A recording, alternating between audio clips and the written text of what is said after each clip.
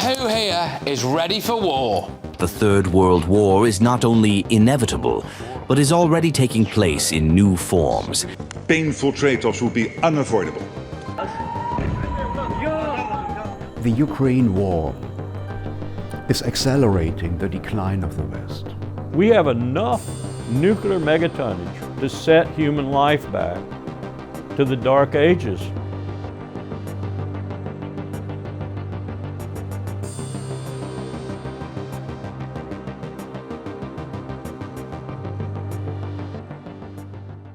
In December 2025, I visited Paris and sat down with Alain Juilet, the former director of intelligence at the DGSE, who later served as head of economic intelligence for the French Prime Minister. He runs his own French-language YouTube channel called Black Box. In this rare English-language interview, he explains how promises made at the end of the Cold War were broken, how Ukraine was slowly drawn into NATO orbit, and details how the current American build-up to war with China is sure to end in disaster. My name is Alain Juilet. I was the head of economic intelligence in the cabinet of our Prime Minister. And out of that have managed some French and foreign companies in France and in Europe. I have worked in the intelligence, in the intelligence services at a period of my life. And when you want to understand what happens, about the politics, everything, the philosophy now is built around economy, much more than on the military side. After the change, in 1990, after the change when the Soviet Union fall down, the problem was what will be the future. And so when they have negotiated, Gorbachev and James Baker, the American James Baker, it was agreed that the Soviet Union was opening, all the borders of the countries around, but it was clear that the NATO and the US will never implement military, I would say, troops and military weapons or means, in the countries around Russia, the country aside Russia. NATO, Europeans and Americans have managed to control all the countries which were supposed to be clear, as Baltic countries, Poland, Romania, Hungary, all of them. In 2007, President Putin in Munich, in the security conference in Munich, said that for him, he has understood that the American and the European have taken over all the area, but there were still 3 countries in which Russia was really strictly against the invasion, and it was Belarus, Georgia, and Ukraine. At that time, when you look at the situation and the evolution of the situation, you discover that the American and the English have really invaded economically and on the military side also. They have invaded Ukraine slowly, step by step, but they entered in Ukraine and buying businesses, implementing companies and implementing CIA station on the border of Russia, in the Donbass and all along, the border. So it was clear at that moment that there was a problem. President of Ukraine, at that time, it was under pressure of the Europeans in order to sign an agreement with Europe for trade, a trading agreement, and another agreement with Russia. So he was under the pressure because it was difficult to decide on what side he will go. In 2012, he decided to sign with Russia. With the time, people changed their mind and became more aggressive. The crowd moves and pushed out the president. And he has been replaced by another one.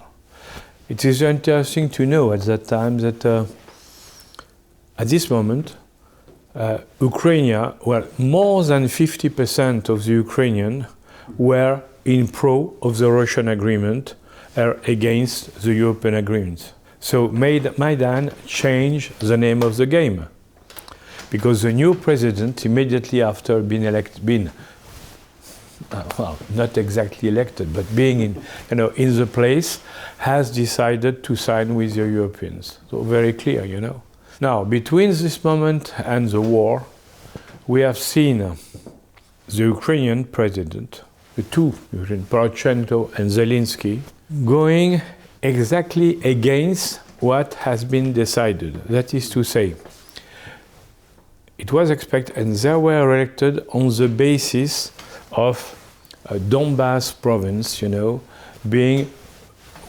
using Russian language, because historically, they speak Russian.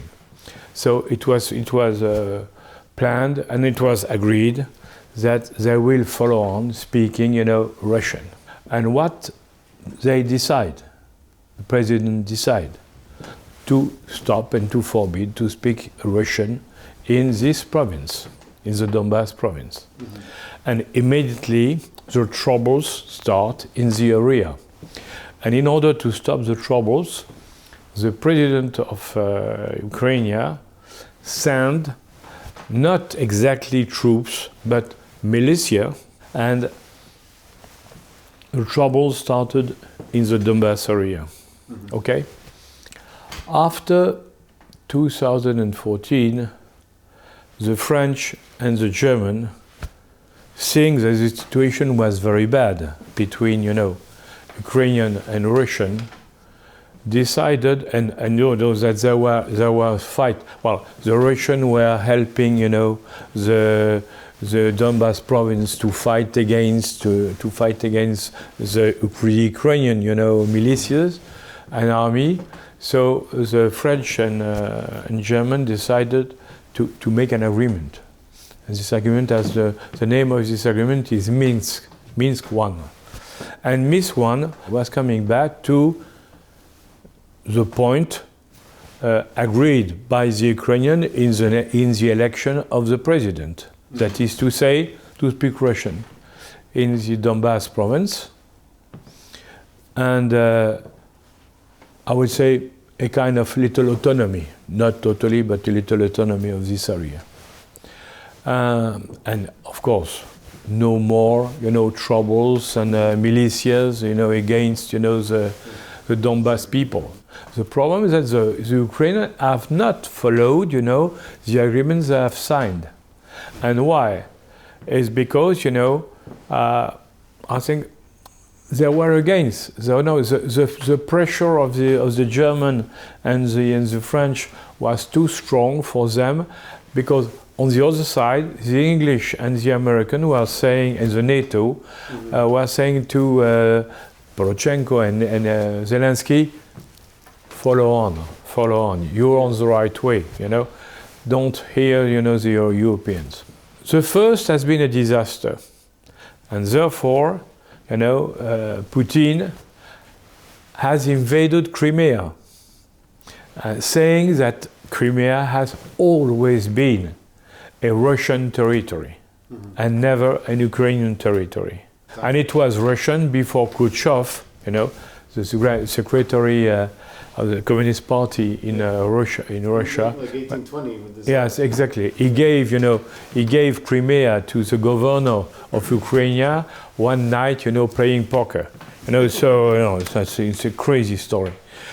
So it was clear that the Crimea is Russian, And for this reason, you know, there was no, well, when Putin decided to get, you know, to put the hand on the Crimea, there was no problem for people of Crimea. Do you think big financial interests or banks use these territories like Abkhazia or Donetsk as chess pieces in? 3 major US companies and 1 French companies bought huge territories producing corn in Ukraine. We discovered that when the parliament, Ukrainian parliament, made a vote against Zelensky, saying that it was a shame to sell part of the territories to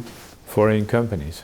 Yeah, just Exactly as now BlackRock have signed an agreement with Zelensky for the rebuilding of Ukraine after the peace. But if they lose the war, which they probably will, then this contract will be void, no? Nobody knows.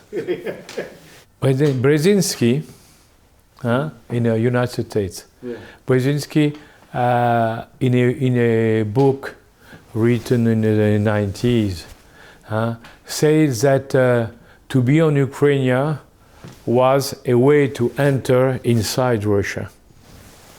And I think that this idea has pushed, you know, all the system in the story and the Democrats in this story. I think that Mackinder theory, Brzezinski theory, I think that much more these views, you know, that have built this history. I have to say that the Brits, you know, the English, have made a very strange role, because there have been, yes, the country training, you know, the military forces, Ukrainian military forces. And during the war, we have discovered that a major part, you know, of commando operation has been planned and synced with the English. In February, when the war started, Putin decided to invade, you know, Ukraine. But some people tell me, or say to me, that 2 or 3 days before the beginning of the war, the Ukrainian army was going inside Donbass. So they say that Putin has reacted. But I'm not convinced about it, because there was no reason to do at the same time the attack to the south, to Donbass, and the attack to Kiev at the same time. Because the attack on Kiev was only and clearly to change the president. I think that everybody was convinced that Zelensky, you know, an actor, was unable to manage a country in a lot of troubles. So Putin, well, his troops, have invaded, you know, have attacked, you know, directly to Kiev, in order to push Zelensky to dismiss and to replace the Zelensky by another politician, much more, you know, on the Russian side. One point is very clear.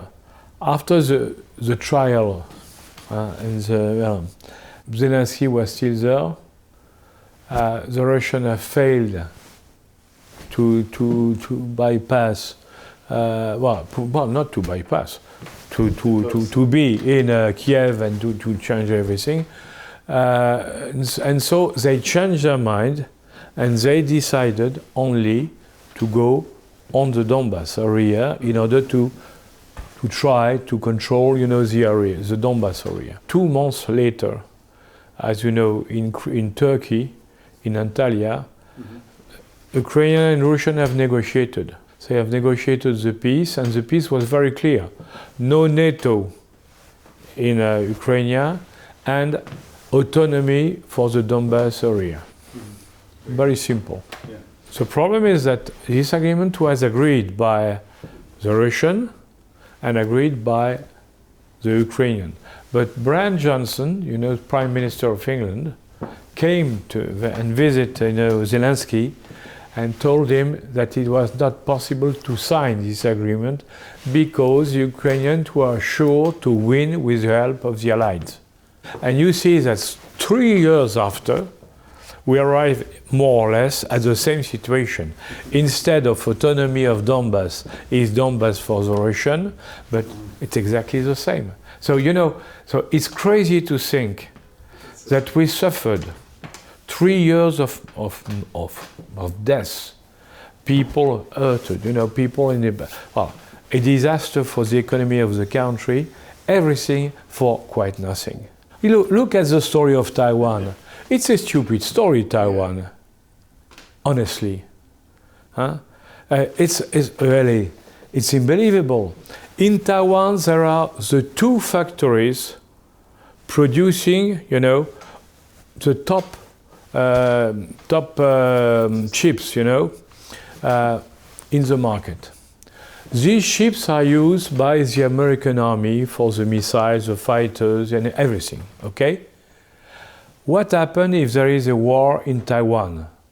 The Chinese launch a bomb on the factories and the US Army has no more ships to maintain the capacity to go to the war. In the first election of Donald Trump, he saw it a little bit and he said to the Taiwanese, you must build 2 factories in Arizona in order to give the possibility to the Americans to be free of this dependence from Taiwan. Okay? And they have said, okay, but as you know, today the factories are still not working. They don't produce. The Taiwanese are building the factory in Arizona, but what they have said recently, they have said, oh, we will build and produce ships in Arizona, but the top ships, we will maintain the production in Taiwan, because that's the best way to avoid the war. Yeah. Very clear. Yeah, if they move it, then they get attacked. Right? Exactly.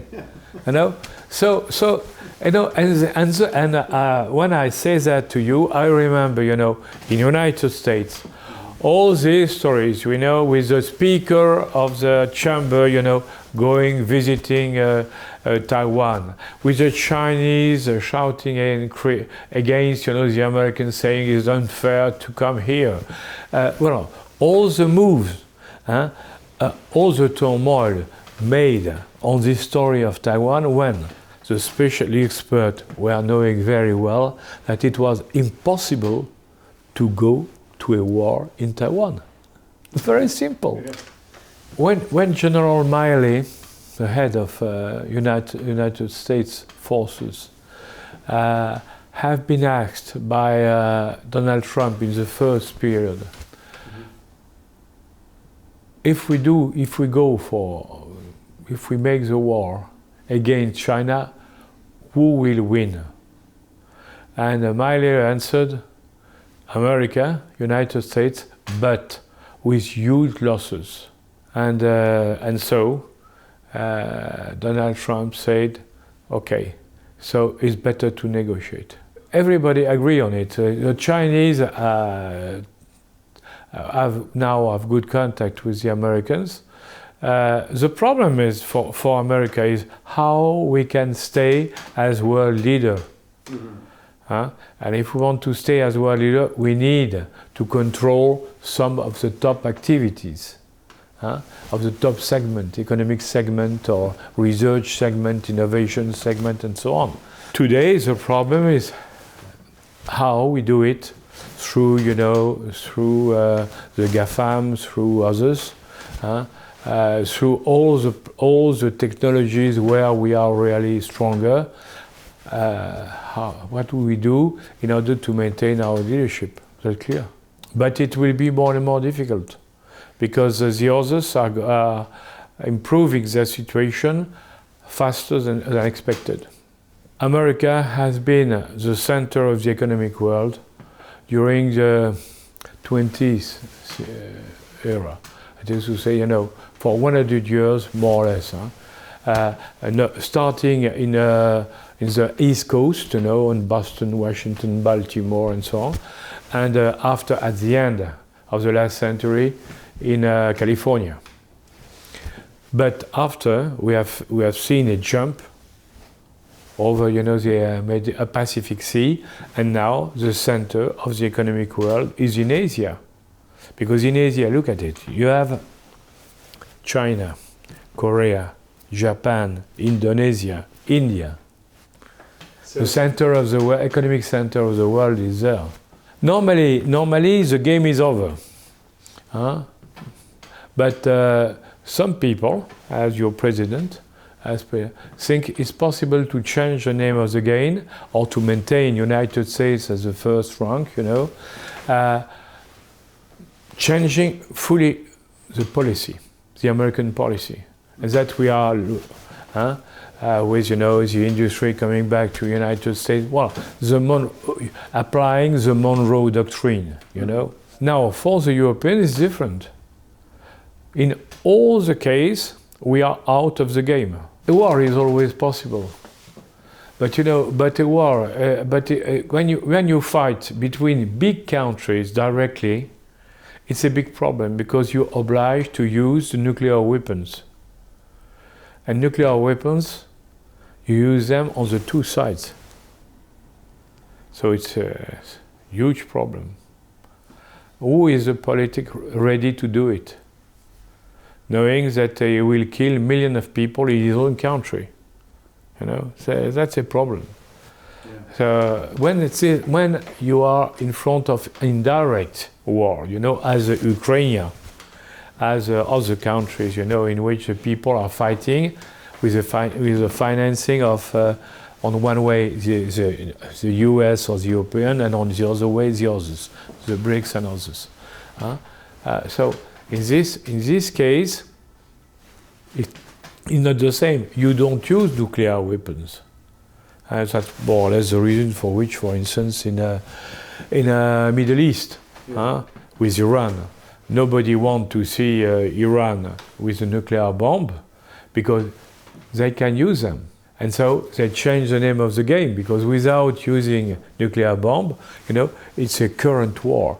A current war is easy to organize, and the risk is not too much, I think that they are changing the system. That is to say, until now, America was strong through his army, on one hand, and, with all, the economic pressure and agreements were signing with everyone.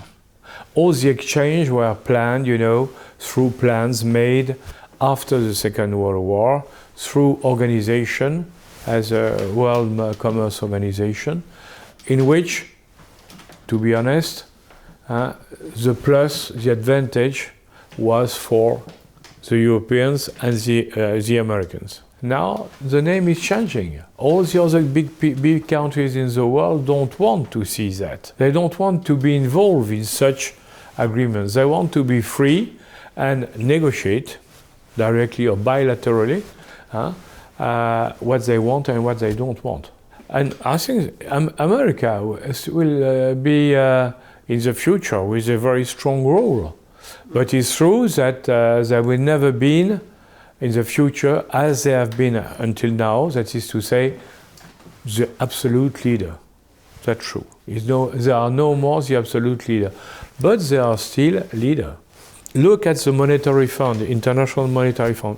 All these organizations have been built and conceived by the Americans with the dollar. Okay? Now, when you check the ranking of the international banks, who are the main banks in the world? The 5 first banks in the world. There are 4 Chinese banks and only 1 American, JP Morgan. Who is the economic power? Very clear. The United States are a fantastic country, that's clear, with a lot of potential. With still a lot of potential. They have people, they have workers, they have companies, they have finance, they have everything. So for them, the possibility of development is still very strong. Now, if you check what happens, in the Middle West, if you challenge the Middle West with California or Washington or New York, it's not the same. That's two different countries. And the problem is now what all these people of the Middle West are thinking, because clearly during the last 30 years, the West states, as California or the East state, as New York, all the area, all this part, they were with a plus against all the West, all the Midwest of United States. When you look at the situation, clearly there is a big difference, big gap between, the two sides and the center. Mm-hmm. And that's the problem. And the people of the center, they want to change.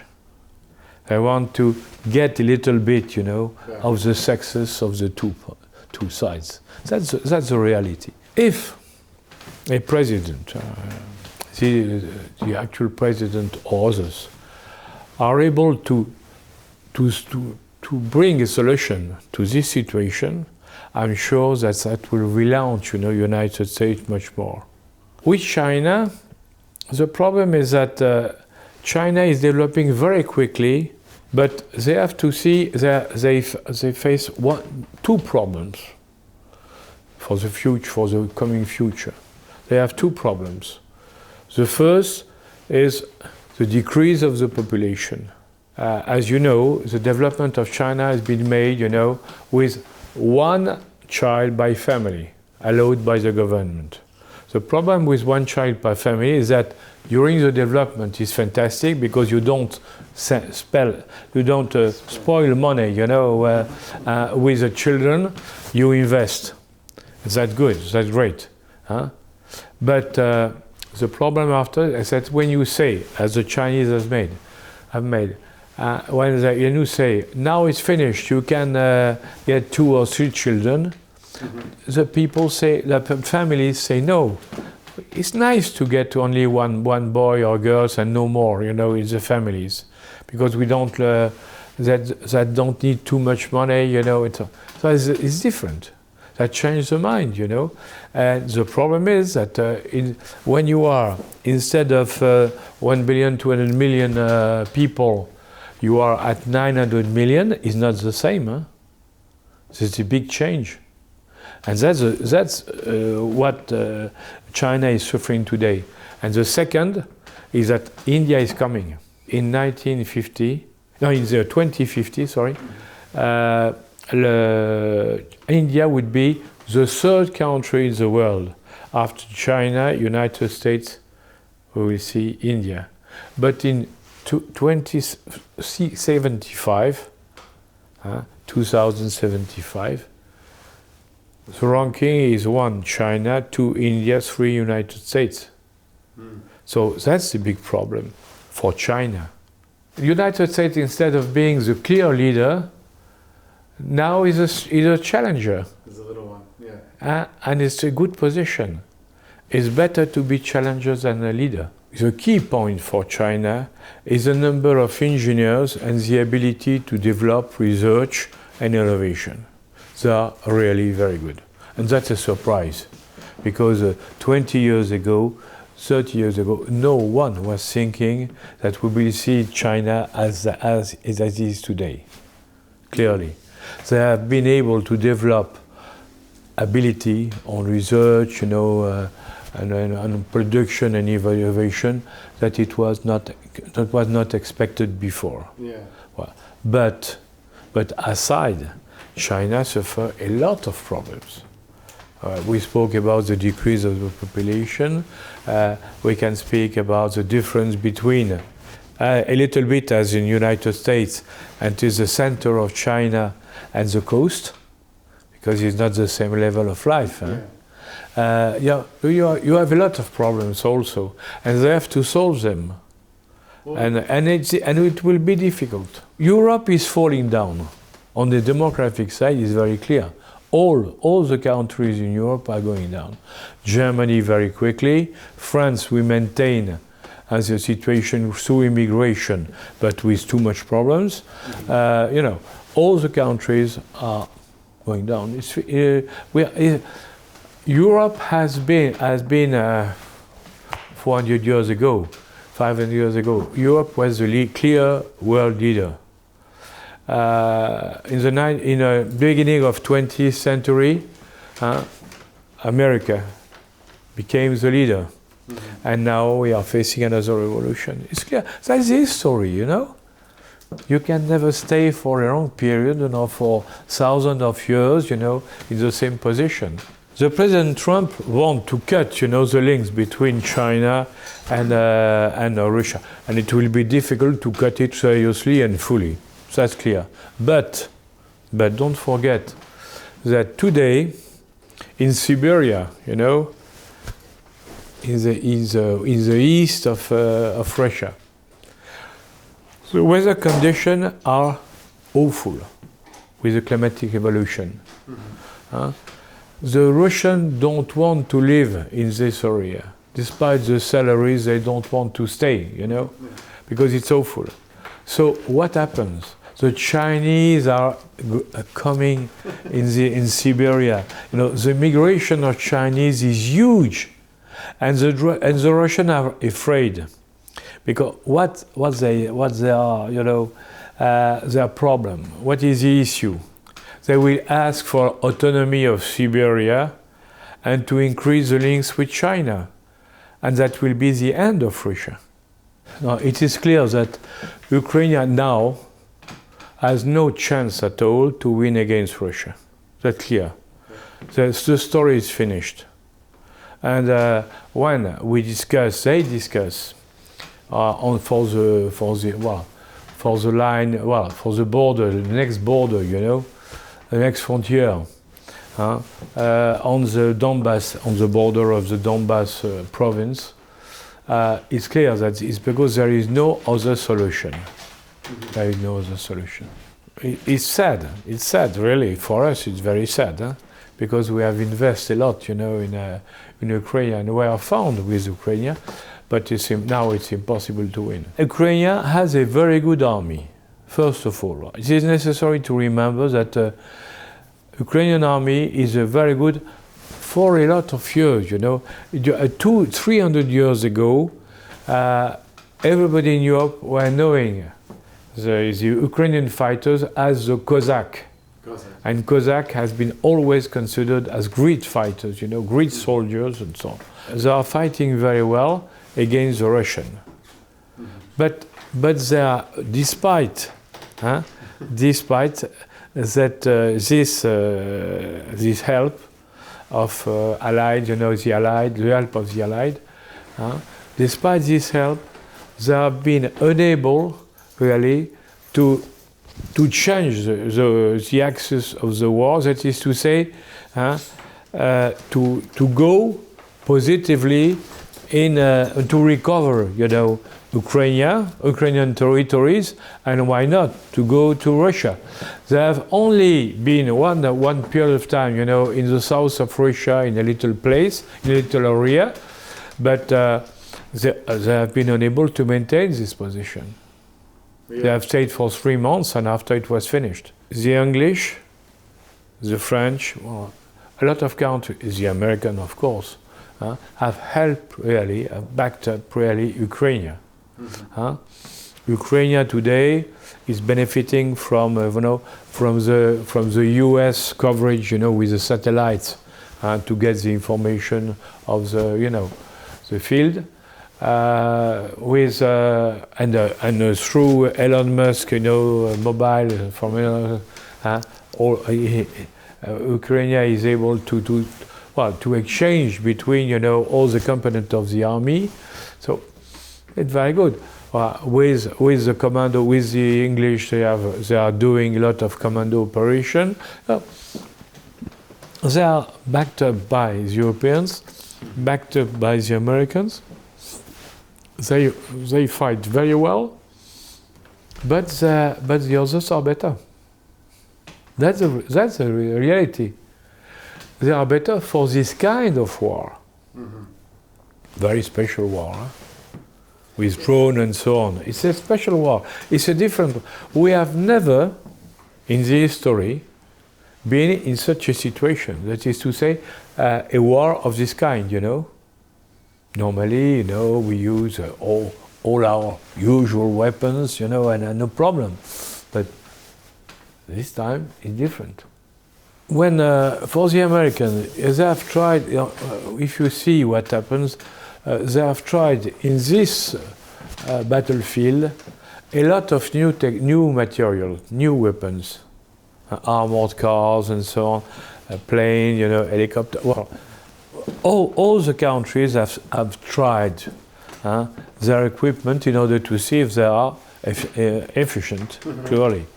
But to be honest, we have to say that when an equipment is too complicated, it don't work.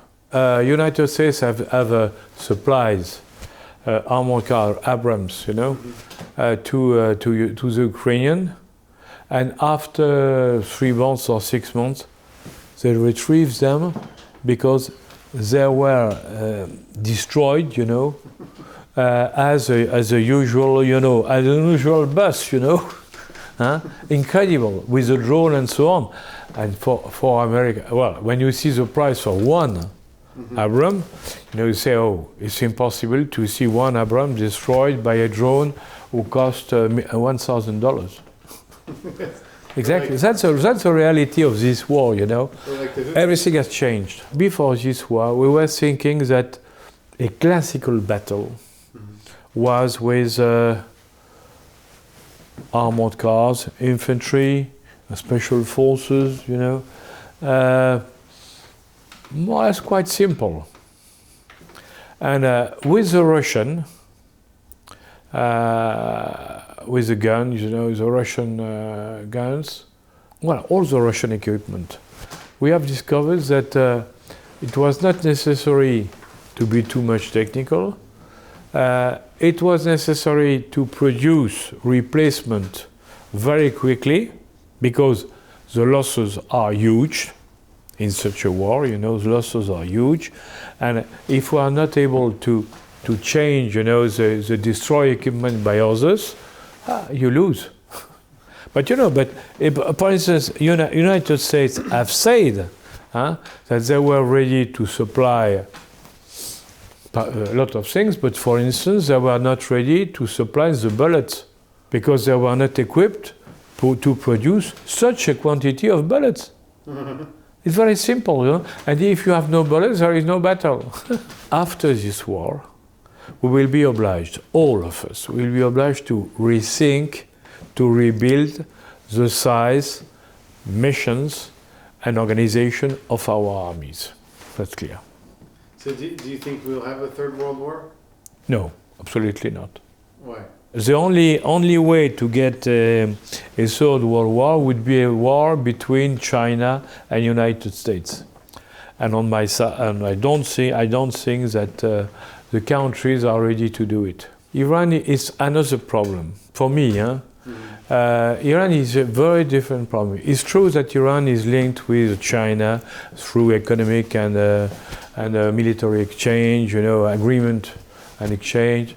It's true that Iran is linked with Russia, but you must remember that Iran is also now linked with Saudi Arabia. Don't forget it. And the situation, the peace in Gaza, in Israel, will allow an evolution of the situation in this area, because Iran has built part of his strengths with the fight against Israel. If there is no more reason to fight against Israel, the situation of Iran is changing absolutely. So, and for me, I strongly believe that we will see an evolution of Iran now, because the peace, is not finished, but the peace is starting. You know, the peace process is starting in Gaza, And the problem is once Gaza is solved, no problem at all. Well, we will see some problem, but the problem is solved. Now the problem is Cisjordania, the other part of the Palestinian, well, exactly, West Bank.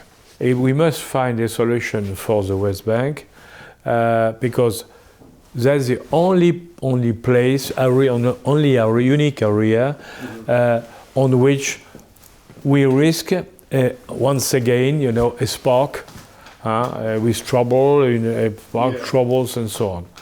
If the Americans, helped by the Gulf and Saudi Arabia, are able after Gaza to solve the situation of West Bank, imposing to the Israeli a real solution, which is not easy.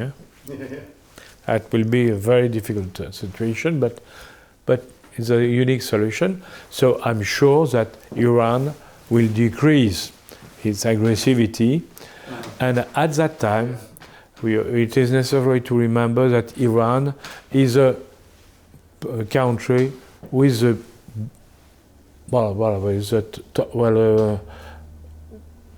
with the average of educated people more important of all the Middle East. Okay, so if the pressure decrease, because they change a little bit their mind, you will see that Iran will take a very large, will fight against Saudi Arabia to be the leader of the area. And so, at that level, there is no reason for war of anything. They will do economic exchange. Iran today suffer, a regime, a religious regime, with a mullah, which is exhausted. If you challenge this regime, you check this regime, you see that the population is against him. Their policy has failed, clearly, and so it's more and more difficult for them to maintain themselves. The problem is that in Iran, who will replace the mullah? And the answer is very clear: the Pasdaran. Pasdaran, are the army branch, of the Revolution Guardian. These people are doing business, a lot of business. They are making money. The problem is that, they are not so religious as the others, despite the fact that they are religious, but nothing to do with the mullah. So, if, as everybody expected, if the Pasdaran replace the mullah, all the policy of Iran will change. And for United States, for European, for the Gulf, for everybody, you will see that the situation will change, and it will be possible to work, to discuss, to obtain with them solutions. Moreover, knowing that that's an educated people, and if once the sanctions, against Iran are finished, you will see immediately this country booming. Yeah, really well. They are ready to boom. Well, I think that we are facing a very interesting moment in the world history, with Europe clearly decreasing as influence and ability decreasing. Russian looking for the future way of doing business, either with China or with United States. United States, with changing its mind, trying to stay with the leadership, but not in the same way as before. And China being, for everybody, the country you must look, because the evolution is fantastic. So a great moment for the world life, and for us, because when you study all these evolutions, it's clear that you think that the world is fantastic and very interesting. I think that when I have left, the intelligence service and after, the economic intelligence near our prime ministers, I have seen that I'm still passionate by the evolution of the world, the geopolitics of the world and geoeconomy of the world. And therefore, I tried to see how it was possible for me to maintain, and to work on it in the future. And so I have created a chain, a little TV chain, open box TV, to give my ideas, to all people interested by. I make conference. I read. I write articles. I try to do my best in order to be involved, to try to understand a little bit, what happens, and not only in the box, but out of the box, Yeah. And because that's out of the box that I think the more interesting points have to be discovered and revealed.